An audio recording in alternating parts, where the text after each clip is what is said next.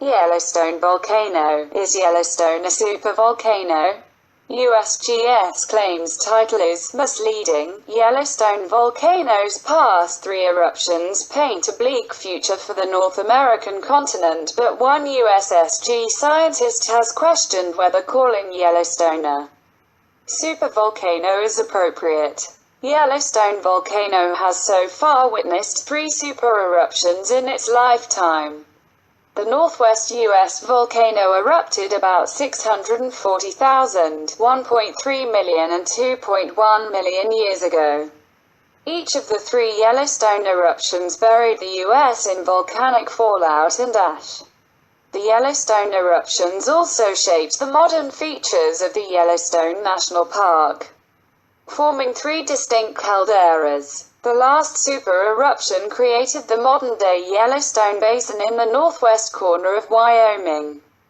Geologists refer to the cataclysmic event as the Lava Creek eruption. The superblast formed the 34 miles by 45 miles Yellowstone fjords seen today. The other two Yellowstone eruptions are known as the Huckleberry Ridge eruption 2.1 million years ago and the Mesa Falls eruption 1.3 million years ago. Is Yellowstone volcano a supervolcano? Despite Yellowstone's destructive past, U.S. Geological Service (USGS) scientist Michael Pollan thinks calling Yellowstone a supervolcano is trite and misleading. Dr. Pollan is a geophysicist with the USGS and the chief scientist of the Yellowstone Volcano Observatory (YVO). He shared his thoughts on the matter in the weekly USGS Caldera Chronicles web column. In the Yellowstone expert's opinion, calling Yellowstone a supervolcano is inappropriate for three major reasons. Firstly, the scientist said the term itself is more of a popular catchphrase than a term that can describe the complexities of the volcanic system. Dr. Pollan said, adding, "Super" boils a complex and important aspect of volcanology down into something that sounds like a catchphrase. A karimba. Secondly, the geologist argued the supervolcano is a misleading one because it suggests Yellowstone only has super eruptions. He said, most Yellowstone eruptions that involve magma reaching the surface are lava flows. In fact, there have been about 80 lava flows of varying compositions in and around Yellowstone since the last time the system experienced a catastrophic explosion.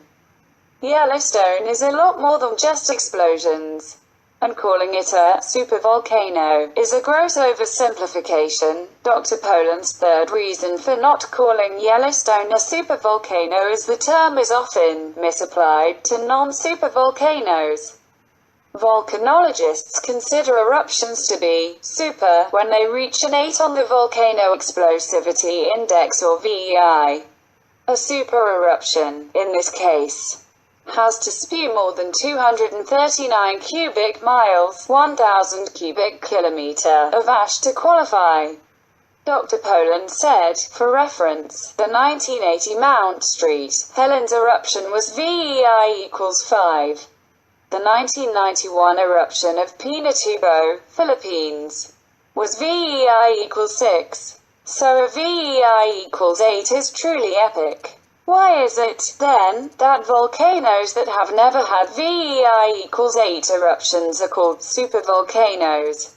For example, the largest eruption of Campiflegra, Italy, occurred about 39,000 years ago and was VEI equals 7. Instead of calling Yellowstone a supervolcano, Dr. Pollan has suggested branding it a caldera system.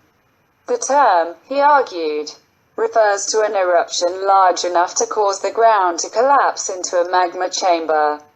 The geologist said, and if you must use super, use it when referencing specific eruptions, like the massive explosion from Yellowstone 631,000 years ago.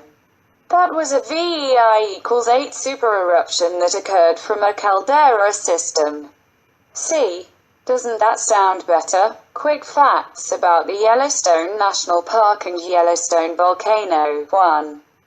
USGS experts predict the next big Yellowstone eruption will be a hydrothermal one and not a volcanic one. 2. Yellowstone's past eruptions went off on average every 600,000 to 800,000 years. 3. More than 1,000 earthquakes strike Yellowstone every single year. 4. Since Yellowstone's last major blast 640,000 years ago, there have been 80 non-explosive eruptions. 5. The University of Utah plays an active role in monitoring Yellowstone activity.